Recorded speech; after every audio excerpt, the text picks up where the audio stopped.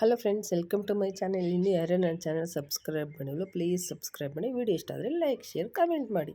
Okay friends, ಇವತ್ತು ಟೈಲರಿಂಗ್ದಿಲ್ಲ, ಇವತ್ತೊಂದು ಕಿಚನ್ದು ಅಡುಗೆದು ಒಂದೇ ಥರ ಬಟಾಣಿ ಗೊಜ್ಜು ತಿಂದು ಬೇಜಾರಾದರೆ ಇವತ್ತು ನಾನು ಸಿಂಪಲ್ ಮಸಾಲೆ ಜಾಸ್ತಿ ಇಲ್ದಿರ ಯಾವ ರೀತಿ ಗೊಜ್ಜು ಮಾಡ್ಕೊಳೋದಂತ ತೋರಿಸ್ತೀನಿ. ಸಿಂಪಲ್ಲಾಗಿ ಫ್ರೆಂಡ್ಸ್, ಅತಿ ಕಡಿಮೆ ಟೈಮಲ್ಲಿ ಸರಳವಾಗಿ ಮತ್ತು ರುಚಿಯಾಗಿ ಯಾವ ರೀತಿ ಮಾಡೋದಂತ ನೋಡೋಣ. ಸೊ ಬನ್ನಿ, ಫಸ್ಟು ಇದಕ್ಕೆ ಏನೇನು ಬೇಕಂತ ಹೇಳ್ತೀನಿ. ಫಸ್ಟ್ ಇದಕ್ಕೆ ನಾನಿಲ್ಲಿ ಕೊಬ್ಬರಿ ತೊಗೊಂಡಿದ್ದೀನಿ. ನೀವು ಹಸಿ ತೆಂಗಿನಕಾಯಿ ಇದ್ದರೂ ತಗೋಬೋದು. ಸೊ ಕೊಬ್ಬರಿ, 1 ಸ್ಪೂನ್ ಸೋಂಪು, ಮತ್ತು ಖಾರಕ್ಕೆ ನಾನಿಲ್ಲಿ 4 ಹಸಿಮೆಣ್ಸಿನ್ಕಾಯಿ.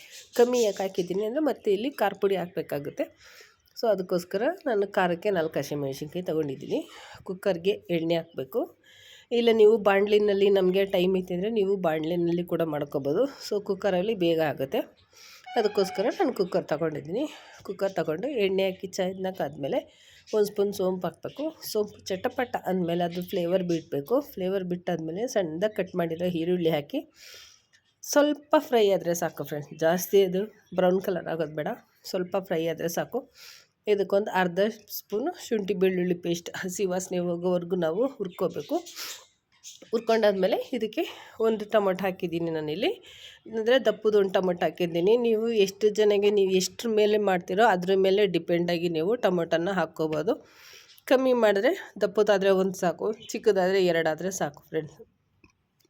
ಟೊಮೊಟೊ ನುಣ್ಣಗೆ ಬೆಂದಾದಮೇಲೆ ನಾವು ಕೊಬ್ಬರಿ ಏನು ರುಬ್ಬಿಟ್ಟಿರ್ತೀವಲ್ಲ ಫ್ರೆಂಡ್ಸ್, ಅದು ತೆಂಗಿನಕಾಯಿ, ಸೋಂಪು ಮತ್ತು ಹಸಿಮೆಣ್ಸಿನ್ಕಾಯಿ ಇದಿಷ್ಟು ಚೆನ್ನಾಗಿ ಎಣ್ಣೆಯಲ್ಲಿ ಹುರ್ಕೋಬೇಕು. ಸುತ್ತು ಎಣ್ಣೆ ಬಿಟ್ಕೋಬೇಕು, ಅಂಥವ್ರಿಗೆ ಇದನ್ನು ಹುರ್ಕೋಬೇಕು. ಆವಾಗನೇ ಅದು ಗ್ರೇವಿ ಚೆನ್ನಾಗಿ ಬರುತ್ತೆ. ನೋಡಿ, ಸುತ್ತು ಎಣ್ಣೆ ಬಿಟ್ಟಿದೆ. ಈಗ ಸುತ್ತು ಎಣ್ಣೆ ಬಿಟ್ಟಾದಮೇಲೆ ನಾನಿಲ್ಲಿ ಆಲೂಗೆಡ್ಡೆ ತಗೊಂಡಿದ್ದೀನಿ. ನಿಮಗೆ ಯಾವ ಶೇಪಲ್ಲಿ ಬೇಕೋ, ನಿಮಗೆ ಸಣ್ಣದಾಗಿ ಬೇಕೋ ದೊಡ್ಡದಾಗಿ ಬೇಕೋ ನೀವು ಕಟ್ ಮಾಡಿ ಆಲೂಗೆಡ್ಡೆನ ಹಾಕ್ಕೋಬೋದು. ನಾನಿಲ್ಲಿ ಒಂದು 4 ಆಲೂಗೆಡ್ಡೆ ಹಾಕಿದ್ದೀನಿ.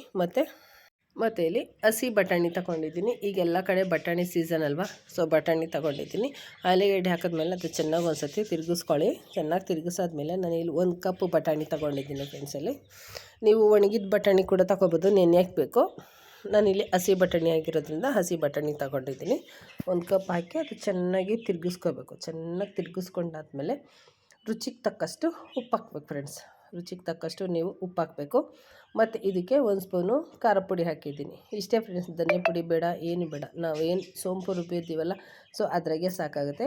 ಖಾರ ಪುಡಿ, ರುಚಿಗೆ ತಕ್ಕಷ್ಟು ಉಪ್ಪು ಹಾಕಿ, ನಾವು ಮಿಕ್ಸಿನಲ್ಲಿ ಏನು ರುಬ್ಬಿರ್ತೀವಲ್ಲ ಅದು ಮಸಾಲೆ ಇರುತ್ತೆ. ಸೊ ಅದಕ್ಕೂ ಸೇರಿಸಿ ನೀರು ಹಾಕ್ಕೊಂಡು, ಇಲ್ಲ ನೀರಿಗೆ ಸಪ್ರೇಟಾಗಿ ಬೇಕಂದ್ರೆ ಕೂಡ ನೀವು ಹಾಕ್ಕೋಬೋದು. ಎಲ್ಲ ಕಲಸಿ ನೀರು ಹಾಕಿ ಇನ್ನೂ ಸ್ವಲ್ಪ ಅದು ಗ್ರೇವಿ ಬೇಯಬೇಕು.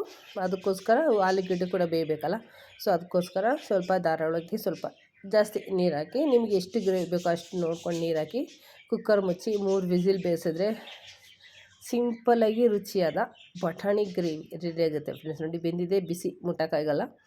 ಸೊ ಆಲೂಗೆಡ್ಡೆ ಕೂಡ ನುಣ್ಣಗೆ ಬೆಂದೋಗಿರುತ್ತೆ. ಕೊನೆಯದಾಗಿ ಕೊತ್ತಂಬರಿ ಸೊಪ್ಪು ಹಾಕಬೇಕು. ಕೊತ್ತಂಬರಿ ಸೊಪ್ಪು ಹಾಕಿ ನಿಮ್ಗೆ ಈ ಟೈಮಲ್ಲಿ ಬೇಕಂದರೆ ಕಸ್ತೂರಿ ಮೆಥಿ ಕೂಡ ನೀವು ಅದ್ರ ಮೇಲೆ ಗಾರ್ನಿಷಿಂಗ್ ಮಾಡ್ಕೋಬೋದು. ಬೇಡ ಸ್ಪೈಸಿ ಅನ್ನೋರು ನೀವು ಕೊತ್ತಂಬರಿ ಸೊಪ್ಪಿಗೆ ಎಂಡ್ ಮಾಡ್ಕೋಬೋದು. ಸೊ ನೋಡಿ, ಕೊನೆಯದಾಗಿ ರೆಡಿಯಾಗಿದೆ. ಅದು ಬಿಸಿ ಫ್ರೆಂಡ್ಸ್, ಆಲೂಗೆಡ್ಡೆ ಮುಟ್ಟಕ್ಕಾಗಿಲ್ಲ, ಒಟ್ಟಂಗೆ ನುಣ್ಣಗೆ ಬೆಂದು ನಮಗೆ ಗ್ರೇವಿ ಎಷ್ಟು ಬೇಕೋ, ನಿಮಗೆ ನೀರು ಜಾಸ್ತಿ ಬೇಕಂದರೆ ನೀವು ಮಾಡ್ಕೋಬೋದು, ಇಲ್ಲ ಕಮ್ಮಿ ಬೇಕಂದ್ರೂ ಕೂಡ ನೀವು ಇಟ್ಕೊಳ್ಬೋದು. ಸೊ ಬಿಸಿ ಬಿಸಿ ದೋಸೆಗೆ ಬಿಸಿ ಬಿಸಿ ಆಲೂಗೆಡ್ಡೆ ಬಟಾಣಿ ಗ್ರೇವಿ ಸಿಂಪಲ್ಲಾಗಿ ರೆಡಿಯಾಗಿದೆ. ಸೊ ಒಮ್ಮೆ ನೀವು ಕೂಡ ಮಾಡಿ ನೋಡಿರಿ. ಸಿಂಪಲ್ಲಾಗಿ ತೋರಿಸಿದ್ದೀನಿ, ಜಾಸ್ತಿ ಮಸಾಲೆ ಹೇಳ್ತಾರೆ, ಸೂಪರಾಗಿ ಟೇಸ್ಟ್ ಇರುತ್ತೆ. ಸೊ ಓಕೆ ಫ್ರೆಂಡ್ಸ್, ವಿಡಿಯೋ ಇಷ್ಟ ಆದರೆ ಸಬ್ಸ್ಕ್ರೈಬ್ ಮಾಡಿ, ಲೈಕ್ ಮಾಡಿ, ಶೇರ್ ಮಾಡಿ, ಕಮೆಂಟ್ ಮಾಡಿ.